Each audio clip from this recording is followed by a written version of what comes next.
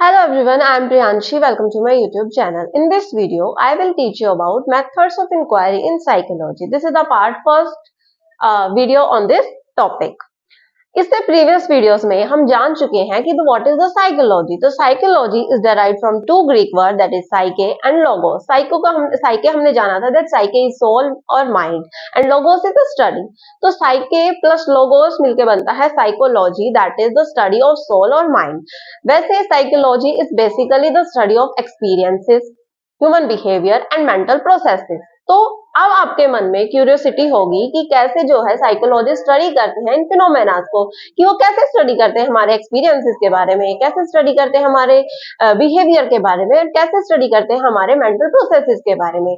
तो यही आज की वीडियो का हमारा टॉपिक है कि व्हाट आर द मेथड्स, कि कौन कौन से मेथड जो है वो साइकोलॉजिस्ट यूज करते हैं इन सारे फिनोमेना को स्टडी करने के लिए। तो इस वीडियो में हम उन्हीं मेथड्स के बारे में जानेंगे। तो पहला हमारा टॉपिक है इस वीडियो का, पहली बात तो ये आती है कि गोल क्या है, क्या उद्देश्य क्या है जो हम मेथड्स जो यूज करेंगे अपनी इंक्वायरी के अंदर, तो उन मेथड्स का क्या गोल होना चाहिए। तो basically there are 5 goals of inquiry of methods of inquiry in psychology. First is description of the behavior, second is prediction of the behavior, and third is the explanation of the behavior, fourth is the control of the behavior, and fifth is the application of the knowledge in an objective manner. तो ये 5 objectives हैं या 5 goals हैं अपने methods of inquiry in psychology को। Let's study about all this in more detail.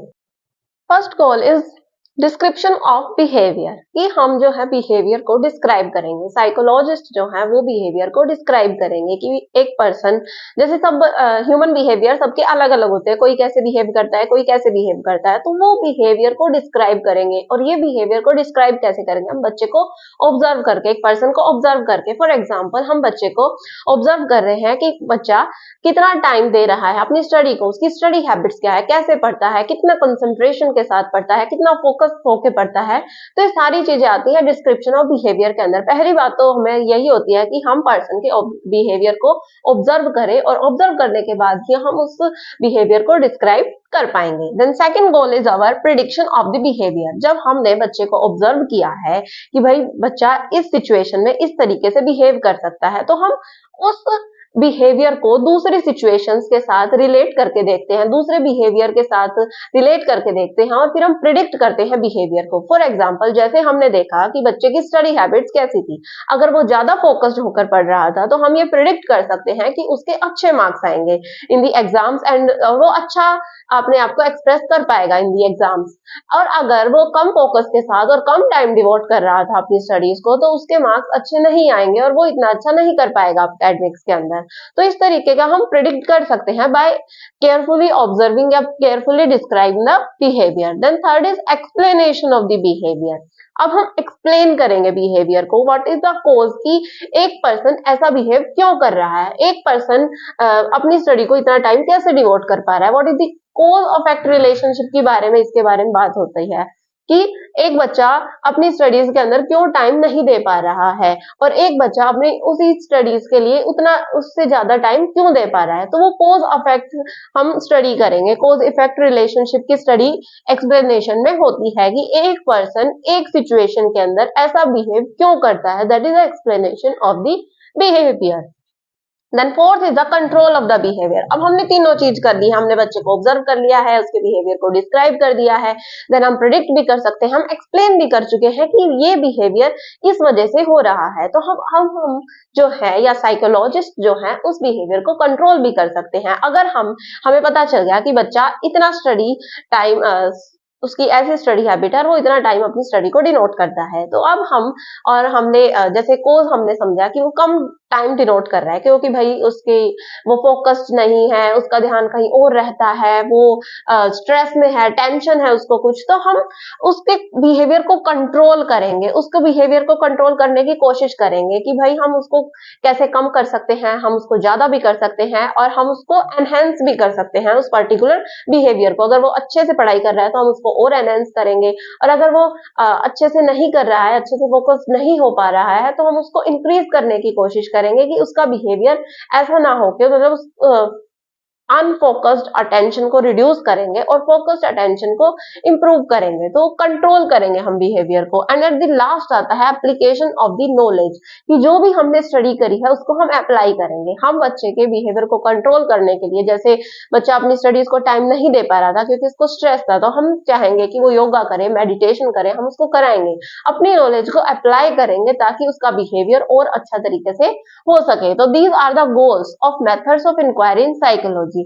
पहला आता है डिस्क्राइब करना बिहेवियर को, यानी हम ऑब्जर्व करेंगे बिहेवियर को, डिस्क्राइब करेंगे कि ये बिहेवियर ऐसा है इस पर्टिकुलर सिचुएशन में।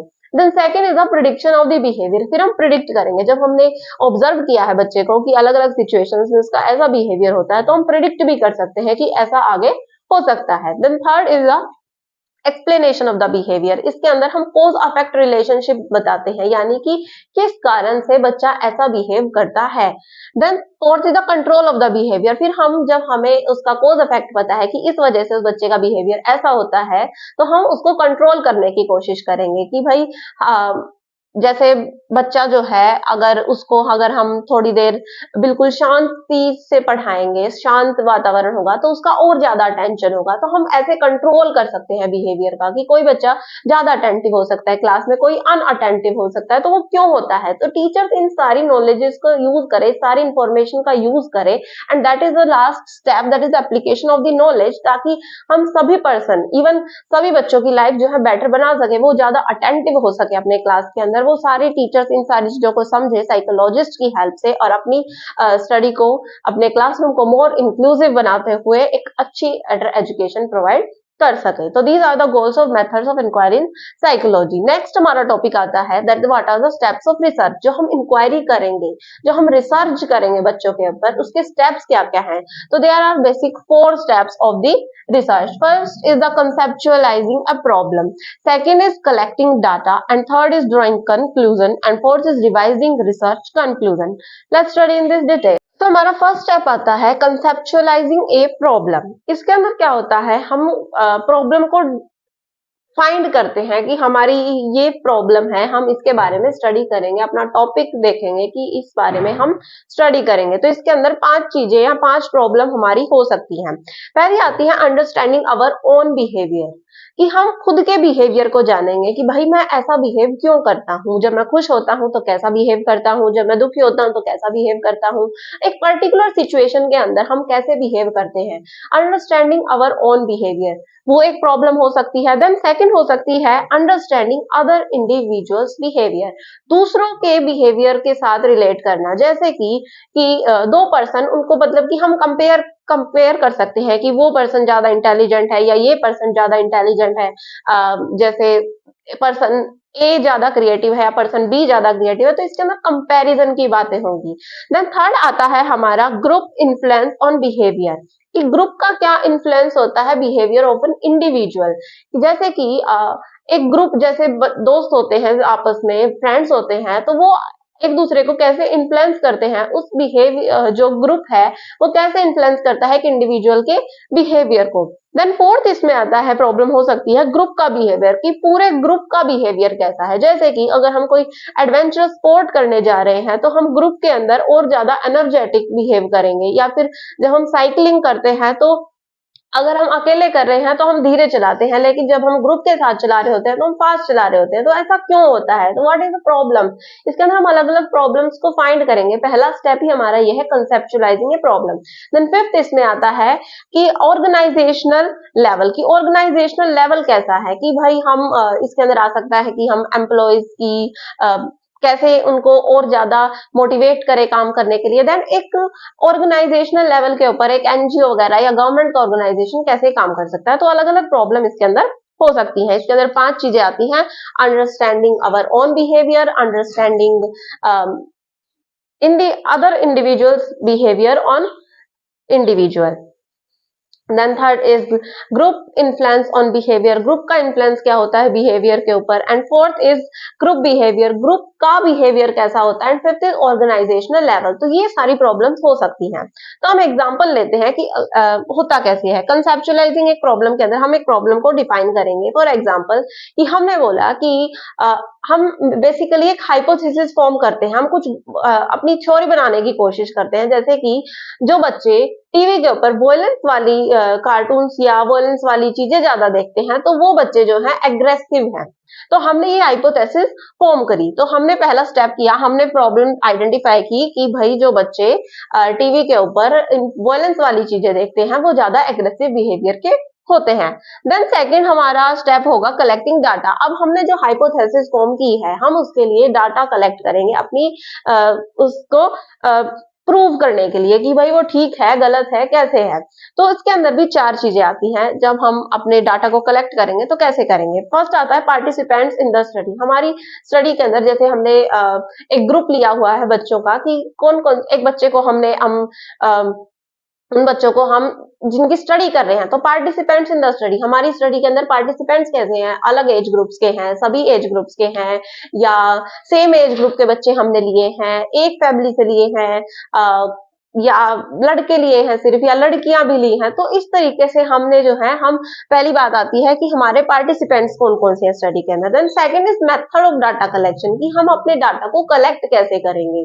हम क्वेश्चंस पूछेंगे, सर्वे करेंगे, यानी हम कौन कौन से मेथड्स का यूज करेंगे अपने डाटा को कलेक्ट करने के लिए। Then third is tools to be use, हम अपने डाटा को कलेक्ट करने के लिए कौन कौन से टूल्स का हम यूज करेंगे, हम क्या क्या टूल्स यानी कौन सी चीजों को हम यूज करेंगे अपने कलेक्ट करने के लिए अपने डाटा को। देन फोर्थ आता है प्रोसीजर फॉर डाटा कलेक्शन, कि हमारे डाटा कलेक्शन का प्रोसीजर क्या होगा, हम कैसे डाटा को कलेक्ट करने वाले हैं। तो इसके अंदर भी मतलब हमारे सेकंड स्टेप के अंदर भी हम चार चीजों को ध्यान में रखते हैं। दैट इज कि हम कौन कौन पार्टिसिपेंट्स हमारी स्टडी के अंदर, हम डाटा को कलेक्ट कैसे करेंगे, हमारे मेथड क्या होंगे, और हमारे टूल्स क्या क्या होंगे उस डाटा को कलेक्ट करने के लिए।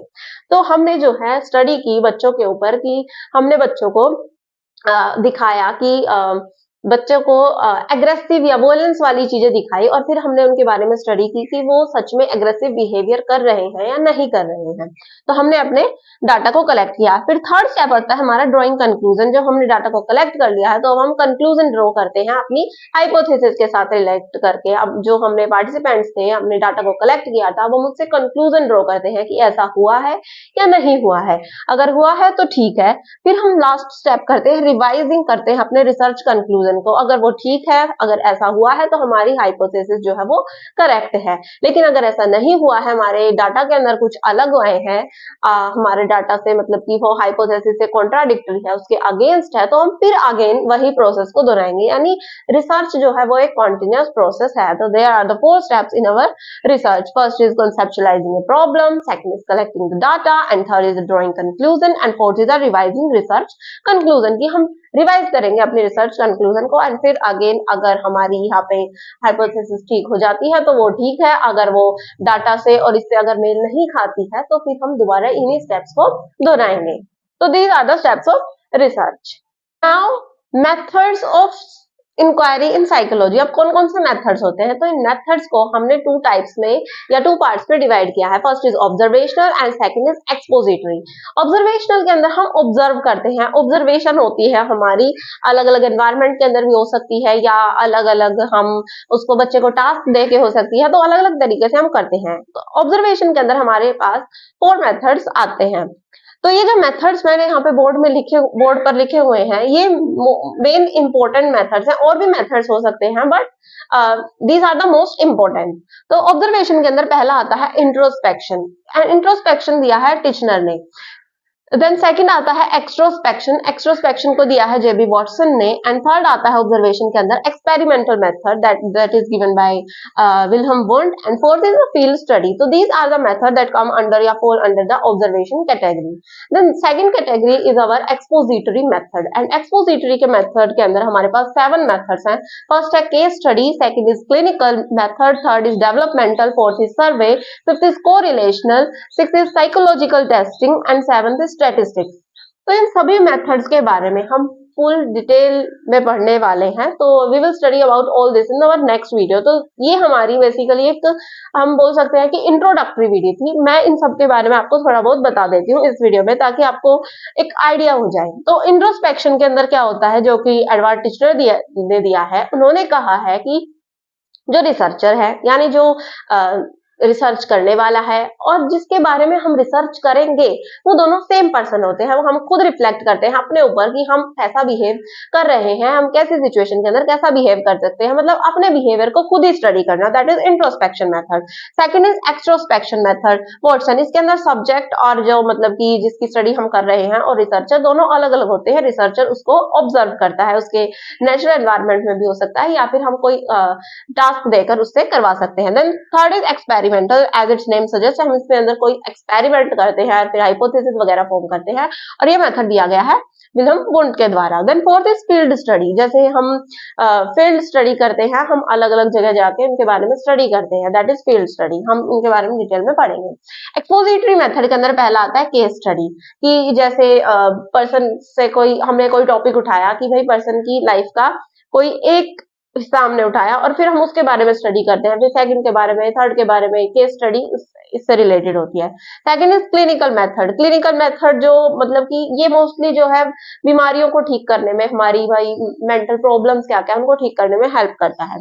Then third is developmental. Developmental method के अंदर दो टाइप्स आते हैं, वो भी हम नेक्स्ट वीडियो में करेंगे। फोर्थ इज सर्वे, जैसे सर्वे सेंसस होती है हमारी, अलग अलग घर घर जाके पूछते हैं कि भाई आपके घर कितने बच्चे हैं, कितने पेरेंट्स हैं, कौन कमाता है। इस तरीके से हम सर्वे लेते हैं बच्चों का भी या पर्सन्स का भी अपने इंक्वायरी के लिए, कि भाई आप कैसे सोते हैं, किस टाइम सोते हैं, किस टाइम उठते हैं, क्योंकि ये सारे हमारे बिहेवियर को पता चलता है कि भाई आप एक्सरसाइज कितनी करते हैं, कितना वक्त आप सोचते हैं, स्ट्रेस में कितना रहते हैं। तो इस तरीके से हम सर्वे करते हैं। Then fifth is correlational method, हम रिलेट करके पढ़ते हैं चीजों को। Then fifth is psychological testing, इसके अंदर हम टेस्टिंग वगैरह करते हैं। सेवंथ इज स्टैटिस्टिक्स, यानी इसमें हम डाटा कलेक्ट करते हैं। तो इन सभी मेथड्स के बारे में हम अपने नेक्स्ट वीडियोज में एक्सप्लेन या मोर डिटेल से हम पढ़ने वाले हैं। तो दिस इज इंट्रोडक्टरी वीडियो। मैं आशा करती हूँ कि जो भी मैंने आज आपको इस वीडियो में पढ़ाया है वो आपको अच्छे से समझ में आ गया होगा, लेकिन अगर फिर भी अगर आपको कोई डाउट है तो you can ask me in the comment section, and don't forget to like, share and subscribe to my channel. Thank you for watching my video.